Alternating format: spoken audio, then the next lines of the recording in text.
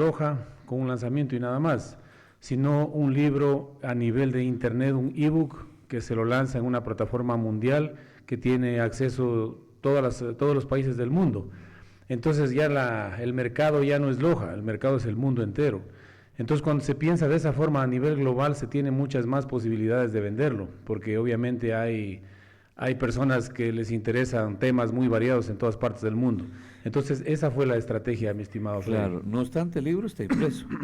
Sí, desde luego. Esa ya es el siguiente, el paso 2, una vez que uno consigue, de acuerdo a los parámetros que pone en este caso Amazon en las categorías que uno puede participar, lo puede hacer, digamos, una estrategia es hacer la venta en un mismo día, una misma hora, de tal manera que electrónicamente se causa o se puede romper ciertos ratings que tiene Amazon en las categorías que uno esté participando. Entonces, dentro de eso puede ser considerado un bestseller. Ahora, hoy en día, pues también con la era digital asomó otro término que se llama long seller, que es aplicado para los autores ya reconocidos, famosos, digamos, Paulo Coelho, por ejemplo, el brasileño. Entonces es un autor que puede tener ventas continuas durante todo el año o durante muchos años, ¿no?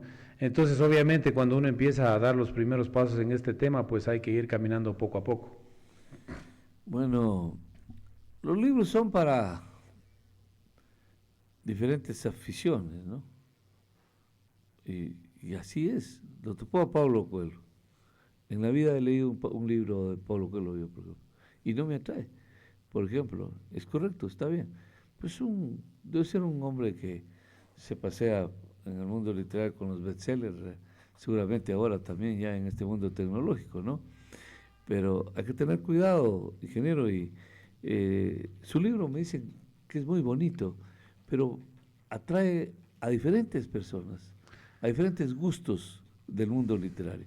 ¿Por qué? Eso ya estoy Sí. muy interesado en que entre ya. ¿Por qué? ¿Qué dice el libro? Cuéntelo usted. Bueno, ya yendo un poco al contenido del libro como tal, pues es un análisis que yo planteo al sistema educativo, sobre todo de primaria y secundaria. ¿Es un análisis o es una censura? O sea, es un análisis simplemente, una opinión, un punto de vista en función de lo teórico que muchas veces resultan nuestros sistemas educativos, porque le voy a demostrar con hechos. Por ejemplo, Ya. Resulta que el 4 de julio de este año yo compré a los tiempos el periódico, porque ya no es costumbre comprar el periódico, ahora todo es digital. Ni casi hay. Por ejemplo, compré el diario. No lo está vendiendo. Claro. Le pregunté la semana pasada, dijo que ya dejó de vender. Claro. En el diario, por ejemplo, Crónica de la Tarde, había un anuncio que decía, el titular decía, en lo que va del año en Loja es superior el índice de suicidios que el índice de asesinatos. Algo nunca antes analizado y visto. ¿Por qué? Porque los jóvenes están entrando en depresión, en ansiedad, en estrés y toman el camino del suicidio. Entonces, ¿qué sucede? Que nuestra educación es deficiente, está fallando. Sí, pero usted, ¿qué está censurando? ¿El titular de ese periódico? No, para nada, el hecho, o sea, eso es una realidad. Eso es una realidad innegable. Porque eso, pues si es una realidad, ¿por qué lo...?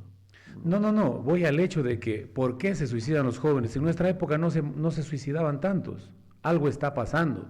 O sea, a través después de la pandemia algo sucedió, algo cambió, pero ¿a qué se debe básicamente, de acuerdo a los análisis que yo me he permitido estudiar? ¿Cómo sabemos que no fue existe después de la pandemia?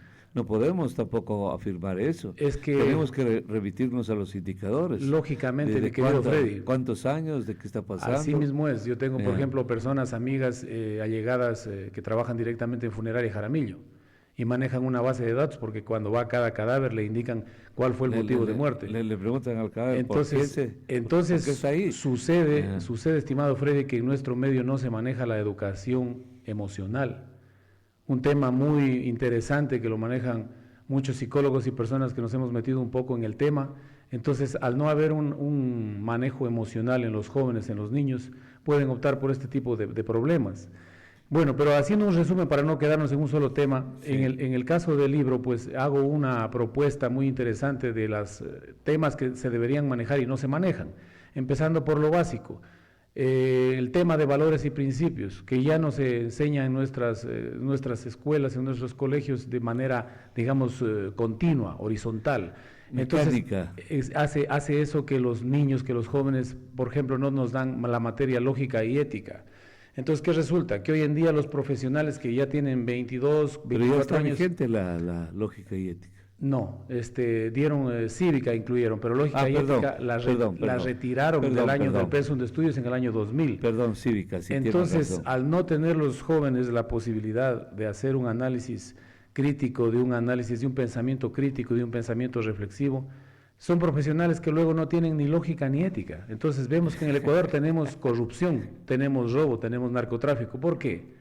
Porque no hay lógica y no hay ética, no hay valores, no hay principios. Entonces quiere decir que la educación es deficiente, es decir, es incompleta, falta completar. Mire, mi querido Freddy, yo por ejemplo cuando era joven, pues a los 16 años mi mamá me dijo, verás, Cholito, vos ya estás en edad que vayas a recibir un curso de relaciones humanas. Y en esa época lo daba, se ha de acordar usted de un morenito que se llamaba Pepe Mina en la Alianza Francesa de Loja. Mina, ¿Y qué resulta, amigo, claro. Freddy? Que hoy en día ese curso elemental básico de relaciones humanas no se da en ningún lado. Usted quiere que un joven siga, eso ya no se da, o sea, se da por sobreentendido que todos manejamos sumamente bien las relaciones humanas. Entonces, esos vacíos hacen que nuestra sociedad vaya en decadencia. Claro, claro. Mire, Rodrigo, no sé si me permite, hay una persona en la línea. claro, ¿Quiere compartir con usted? seguro. 725-400, buenos días, le escuchamos. Adelante. Doctor, muy buenos días. Yo creo que los principios y los valores nacen desde casa. Entonces, perdóneme la expresión, hoy en día tenemos padres ausentes que quieren que los maestros de colegio, que hoy en día en cada aula hay 35, 36, se hagan cargo. Yo le veo muy difícil. Entonces, más bien yo pienso que de dónde viene esto es de familia, donde ahora ya casi los jóvenes se casan y no quieren tener hijos, pero un poco más atrás tienen hijos y quieren que los padres, los abuelos se jubilen para que les den cuidado. Entonces, definitivamente, discúlpenme la palabra, tenemos gente que solo está queriendo poseer el carrito, la casa, el bien, y los hijos a un lado. Entonces, la educación viene desde casa. Muy amable. Sí, completamente de acuerdo con lo que dice el amigo, solamente que hay que tomar en cuenta un factor. Como yo les decía, el tema de haber retirado, por ejemplo, la lógica y ética del pensum de estudios a partir del año 2000 más o menos, ha hecho que ya hoy en día estamos 2024, es decir, 24 años después, esas personas que nacieron en el 2000 ya son profesionales y ya son padres de familia. Entonces, ellos ya son son producto de esta ausencia de estas materias. Entonces, hoy en día un padre de 24 años que no recibió esa capacitación, ¿cómo va a orientar a sus hijos si nunca la recibió? Entonces, es ahí cuando se hace el análisis de que obviamente, como algunos países lo han hecho como Nueva Zelanda y le apuestan todo hacia la educación, hay una posibilidad, hay una salida. Para entrar un poquito más en otro tema muy interesante, mire Freddy, hoy en día hemos vivido esta crisis de los incendios forestales. Entonces, ¿a qué se debe? A que tenemos una educación deficiente en educación ambiental. No tenemos conciencia ambiental colectiva. Entonces, justamente la oportunidad ahí para tratar de llegar a las autoridades, a llegar a los ministros y todo lo demás, con la finalidad de que se hagan reformas educativas profundas, que saquen ciudadanos, que saquen niños, que saquen jóvenes amantes del medio ambiente, porque esa es la única salida. O sea, lo otro son parches, obviamente todo ayuda, todo apoya, pero realmente un cambio profundo se da en 1, 2, 3 generaciones adelante, y eso creo el momento histórico de hacer eso, porque imagínense el desastre ecológico que hemos vivido. Bueno, y usted es una autoridad en eso, Rodrigo. Ahí sí, si por mí fuera me voy por esa ruta y me amanezco como usted aquí.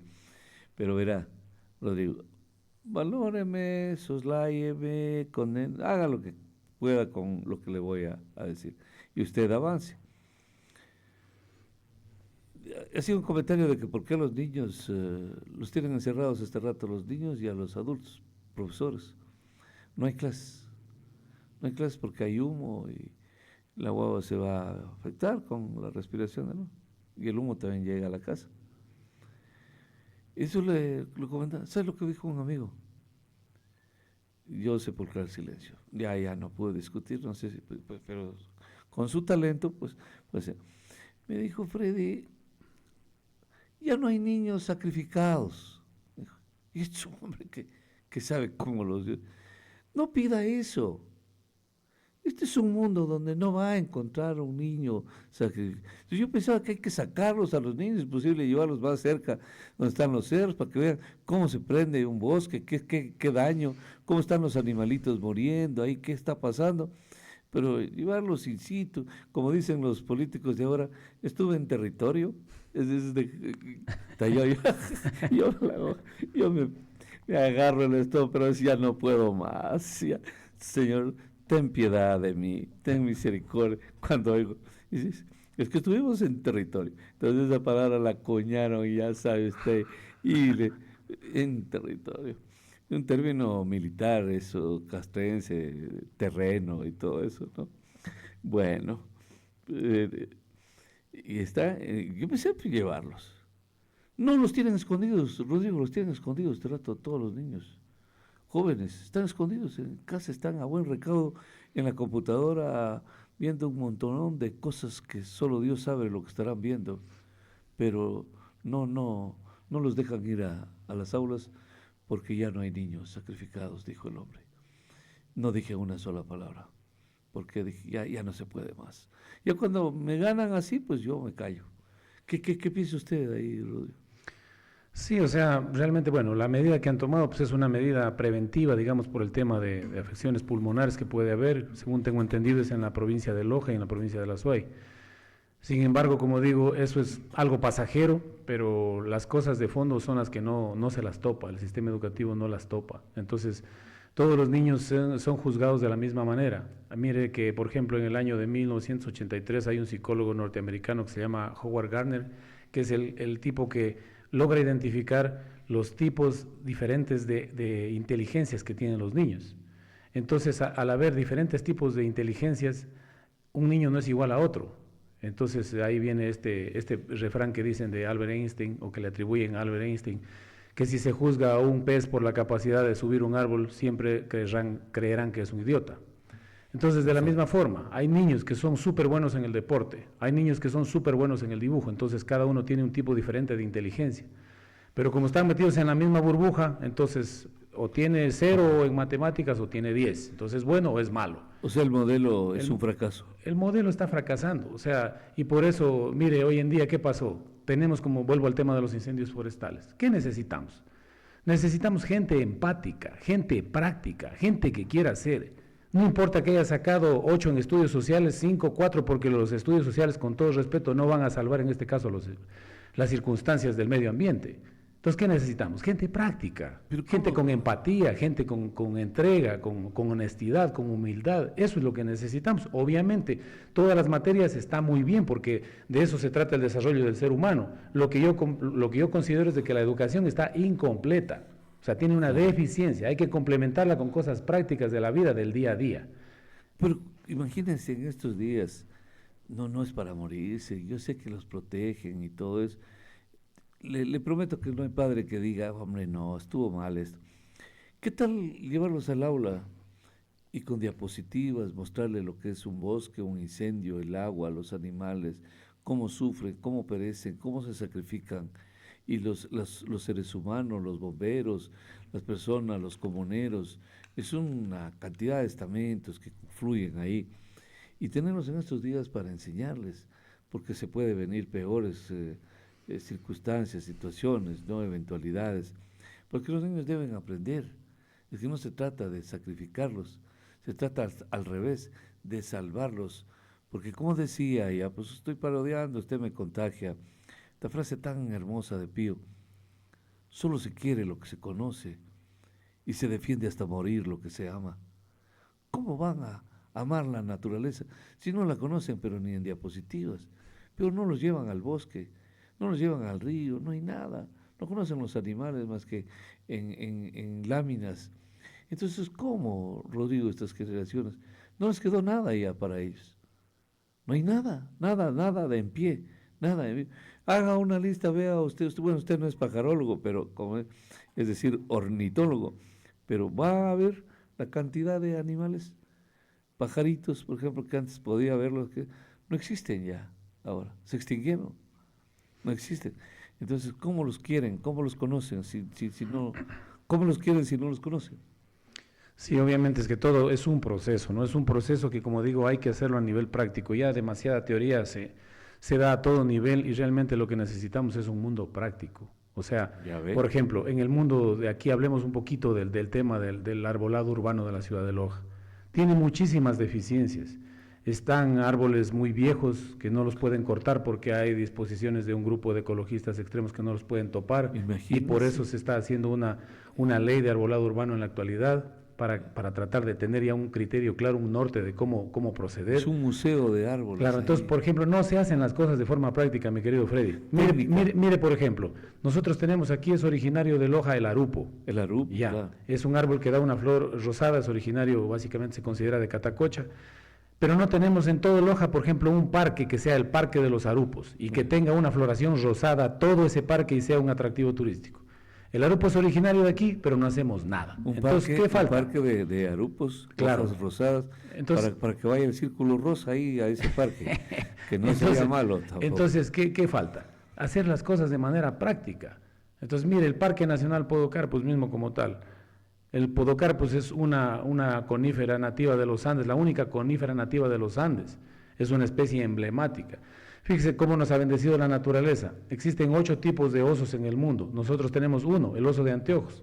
O sea, tenemos unos íconos increíbles para formar gente consciente en el tema ambiental, para ornamentar parques, avenidas y todo lo demás, pero no lo hacemos. Entonces nos hemos quedado en la teoría, nos hemos quedado en el mensaje, entonces es la urgencia de actuar, de hacer las cosas. Entonces, mi aporte con este libro a la sociedad en sí es justamente un análisis que lo hago desde mi punto de vista, pero justamente tratando siempre eso, de aportar, de ayudar, de cambiar el sistema.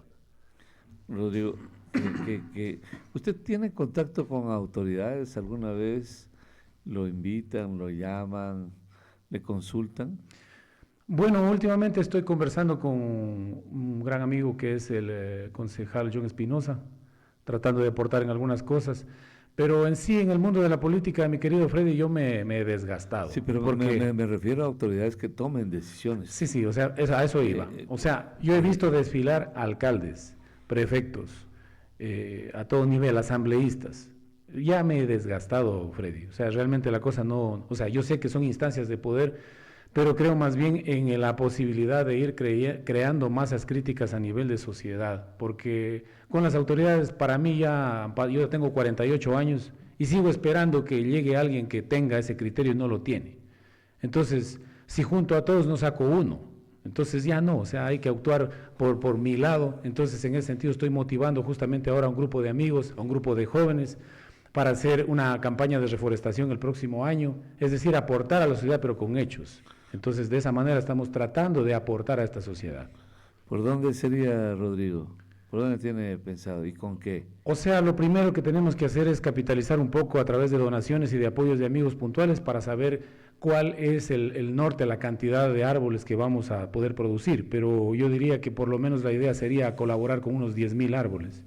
Entonces, de esa forma estamos empezando a tratar de captar ese interés de la gente, capitalizar un poco eso y actuar de manera inmediata, porque ya se viene el invierno. Sé que no hay tiempo para producir árboles de vivero, pero se podrán hacer otras cosas. Ya hemos estado hablando con algunos jóvenes para ver si creamos, por ejemplo, bombas de semillas con un gel que es hidratante, digamos, para la nueva semilla, con arcilla, y hacer siembras ahora que las lluvias, de acuerdo a los informes técnicos, pues empezarán a homogenizar a partir de enero. Pero para enero no hay tiempo para tener plantas de vivero, entonces algo hay que hacer y algo hay que colaborar. Sí, yo no quisiera topar, pero hay municipios en la provincia, 0 resultados, no hay nada de nada, no trabajan seriamente, no hay compromiso, no lo entienden. Ahora se cogió de moda, por ejemplo, incluso para agua potable, pozos subterráneos. Imagínese usted, en algún momento eso también se acabará. Está bien para riego, para algunas cosas así son siempre esporádicos, pero resuelven el problema de manera fácil. Vamos, metemos el taladro y sacamos agua, y en mi administración sí hubo agua. Pero verán la torpeza, Rodrigo, que usted lo maneja muy bien. Entonces viene este alcalde, mete taladro, saca agua para consumo humano, estoy hablando, y no les da. Entonces el próximo periodo no va de alcalde, ya se le... Y no lo ataca al otro, le dice, no hay agua. ¿Y por qué no hay agua? En cambio, en mi administración sí había agua, yo les di agua. Oye, el agua también se acaba. Eso es un recurso que se agota, ¿no? Que se agota. Sí, sí, o sea, justamente, Freddy, yo creo ahí la importancia de crear una especie de un colectivo de ciudadanos que puedan aportar, ayudar, asesorar a todo este tipo de procesos, pero de manera continua, porque las autoridades igual son pasajeras, entonces viene su periodo y se acaba su periodo, pero el problema sigue, persiste. Entonces yo creo en la necesidad urgente de crear un colectivo ciudadano con personas claves que puedan aportar en el tema, por ejemplo, en este caso que estamos hablando, en el tema ambiental, y dar un norte a la ciudad, independientemente cuál sea la autoridad de turno, porque es la única forma, yo no le veo otra. Sí. Pero puede ser que llegue a conformar un ejército de hombres y mujeres amantes de la naturaleza, niños, inteligentes.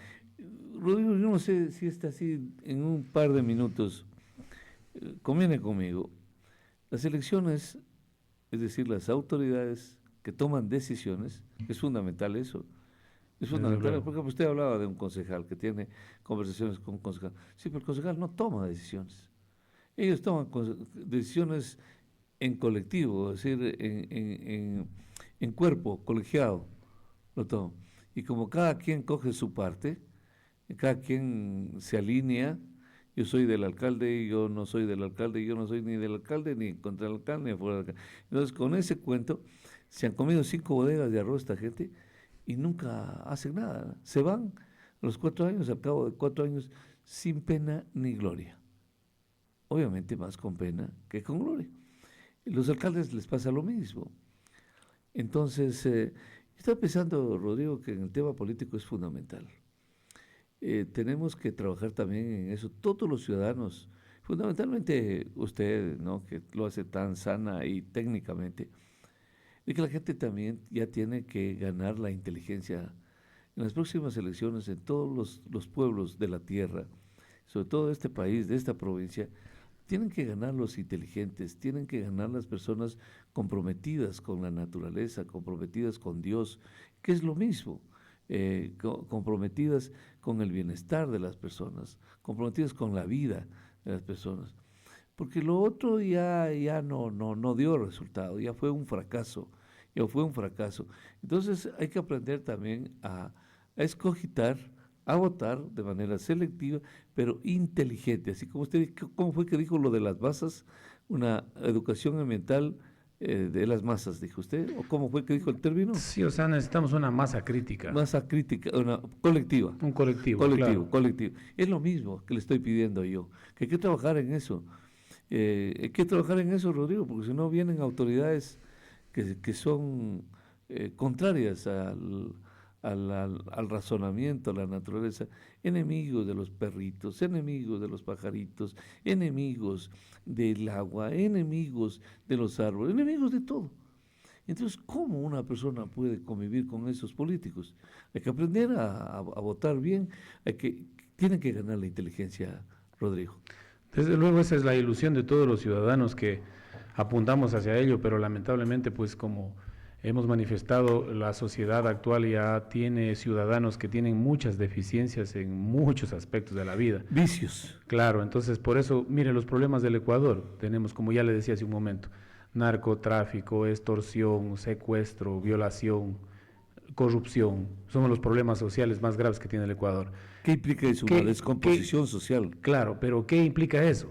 Que esto es real, que la educación ha fallado, porque no hay valores y principios, no hay educación financiera, no hay educación ambiental, no hay educación emocional, no hay educación para viajar, no hay una actitud práctica de la vida, sino solamente teoría. Entonces, no hay un norte. No hay un norte, entonces, como le digo, a mi criterio, si es que se pusiesen en práctica las propuestas que yo pongo en este libro, los ciudadanos del Ecuador viviríamos en un ambiente de paz, tranquilidad y armonía. Entonces, no cuesta nada ser soñador como yo soy en este libro, porque de eso se trata, de no perder la esperanza, de tener una esperanza, una ilusión en los jóvenes, en las personas que quieran inclinarse hacia el lado positivo de la sociedad. Entonces, por lo menos, como le digo, en el caso mío, al colaborar con este libro con la sociedad, es dar un grano de arena tratando de componer esta podredumbre que existe actualmente. Exactamente, una sociedad en decadencia lo llaman los expertos. 725-400, última llamada. Buenos días, le escuchamos, adelante. Buenos días, doctora Ponte. Siempre un oyente de su programa, donde quiera que me encuentre. Estoy llamando desde Galápagos, desde la isla Santa Cruz. Quiero aportar un poco a la conversación con el amigo que está entrevistando. Loja es privilegiada por los recursos que tenemos, pero lamentablemente todos olvidados, todos destruyéndose y ahora todos calcinándose. Cuando fui estudiante de la Escuela de Ingeniería Forestal, tuve la suerte de participar con los grupos de amigos de ese entonces en la creación de un área que se llamaba Área de Educación Ambiental y Recreación La Argelia. Ahí muy cerquita, ya prácticamente está en el centro de Loja. ¿Cuál era el objetivo de esta área de educación ambiental y recreación? Justamente eso, que sirva para que los ciudadanos en formación, desde las escuelas, los colegios, los mismos universitarios y la sociedad civil en general, pueda ir y conocer un área en donde se puede mostrar lo que es la dinámica del bosque, en donde se podría mostrar lo que son los paisajes, para analizar lo que es la geología, cómo es que se formó la hoya de Loja. Ese fue el objetivo. Posteriormente se unió al Jardín Botánico Reinaldo Espinosa, y ahora creo que se llama Área de Educación Ambiental Reinaldo Espinosa o Jardín Botánico Reinaldo Espinosa, toda esa área que formaba el área de educación ambiental que está ahí en las inmediaciones de la Universidad Nacional de Loja. Eso fue estoy hablando del año 85, 84, que creamos esa área, que fue una tesis de grado de unos colegas. Ahora hay que ver cuánto es el registro de quienes han visitado. Eso me entristece a mí sobremanera. Entonces al amigo le doy ese consejo. Está ahí esa área, está muy cerca. Puede ir caminando en una bicicleta y conseguir quizás la ayuda de alguno de estos señores que llegan a administrar Loja y la provincia para que le apoye, pues para mejorar el parqueo, mejorar los senderos, tener algún sistema de control y vigilancia, porque eso también se convirtió en un sitio en donde iban a hacer cosas indebidas. O sea, los muchachos en vez de ir a conocer lo que es la naturaleza, iban a hacer otras cosas completamente alejadas. Entonces, hay que trabajar en eso y ahora enterado de que el Podocarpus es un ícono de la conservación del sur de la provincia, del país, lo hayan querido destruir quemándolo, ya están adentro metidos los mineros. Cuando como funcionario del Ministerio del Ambiente me tocó ir a sacar, esa fue la delegación que se me dio a mí de ahí del área de Romeriles, fuimos con 200 policías a destruir unos campamentos que estaban contaminando todo el área central del parque. Y luego, ¿qué ha pasado? Han vuelto de nuevo y vuelven con más fuerza todavía. Entonces eso entristece, pero mientras sigamos con vida aquí, en donde quiera que uno se encuentre, vamos a seguir con estos pensamientos positivos, porque detrás nuestro tenemos nuestros hijos y tenemos nuestros nietos, y no vamos a permitir que lo destruyan al planeta. Muchas gracias. Bueno, con lo que comenta el amigo, claro, yo por los años 2000 justamente, del 2000 hasta el 2005 por ahí, yo tuve la oportunidad de crear la Red Nacional del Ecuador de Jardines Botánicos, y justamente por ese motivo yo pude viajar por muchas partes del mundo capacitándome en Estados Unidos, Inglaterra, España, Argentina. Entonces, en esa época yo hice mucho por el Jardín Botánico de la Universidad Nacional de Loja. En el rectorado del doctor Max González Elizalde, hicimos el parqueadero que usted lo ve ahí del Jardín Botánico, apoyamos ahí con el concurso del logotipo, hicimos unas cabañas de picnic, un área de cascadas, un poco de cosas. Es decir, en el caminar de la vida, pues uno va aportando de acuerdo a cómo se van presentando las cosas. Luego ya viene la parte de cada ser humano, pues que tomamos nuestro futuro al casarnos, al tener nuestros hijos, entonces tenemos que ir viendo otros caminos y otros rumbos. Sin embargo, la idea está ahí, o sea, como yo ya decía hace un momento, la conciencia colectiva es lo fundamental, es decir, que aporten todos, que aporte la Universidad Nacional de Loja, la Universidad Técnica, que aporten los institutos, que aporten la sociedad en general de diferentes formas, es decir, cada uno tiene que cumplir su rol de acuerdo a sus posibilidades, tanto económicas, de conocimientos, es decir, ser un ente positivo y aportar de acuerdo a las medidas, incluso también considerando el factor tiempo, porque hoy en día el tiempo también es un factor que hay que tomarlo en cuenta por las ocupaciones que cada uno tiene, entonces en medida de lo posible tenemos que ayudar. Rodrigo, querido ingeniero, en parte felicitaciones, agradecido. Yo sé que usted es un genio en esta materia, es un orgullo también tenerlo en Loja, tenerlo ahora aquí en la radio, y además este es un hombre de los que hace, son los hechos los que rubrican lo que dicen sus palabras, porque lo hemos visto, sabemos, conocemos su obra, cosas lindísimas que tiene, que ha hecho. Imagínense, yo no entiendo cómo hace para escribir, si solo pasa trabajando. Yo siempre me pregunté eso, ¿verdad? Siempre me pregunté cómo escribe, porque para escribir hay que leer, cómo lo hace. Queremos despedirnos, agradecerle infinitamente, y lo del libro pues está en la red, ¿no? Bueno, si es que se lo quiere adquirir como en formato digital, como ebook, claro, está en Amazon a la venta. Y si se quiere el libro físico, lo tenemos aquí en el almacén Ceibos Jardinería y Paisajismo, en la Bernardo Valdivieso, entre Colón e Imbabura. Exactamente. Gracias.